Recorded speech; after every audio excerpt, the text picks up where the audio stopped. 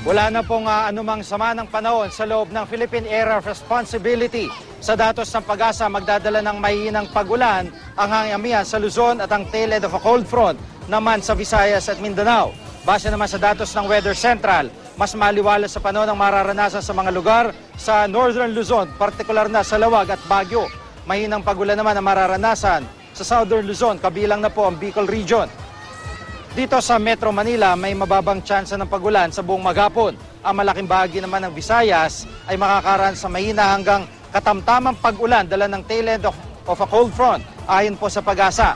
Sa mapa ng Weather Central, makikita mga pag-ulan dyan sa Samar, Tacloban, Cebu at Bacolod. Ulan din ang malaking bahagi ng Mindanao dahil pa rin sa tail end of a cold front. Naglabas naman ang babalang Pag-asa sa matataas na alon sa northern seaboard ng Northern Luzon at eastern seaboard ng Luzon. Gayun din sa western seaboard ng Northern at Central Luzon. Pinapayuhan ng mga maglalaya gamit ang mga maliliit na bangka at sasakyang pandagat na umiwas muna sa mga nabanggit na baybayin. At para sa karagdagang weather update, puntahan lang ang website o Facebook page ng GMA Weather. Narito naman po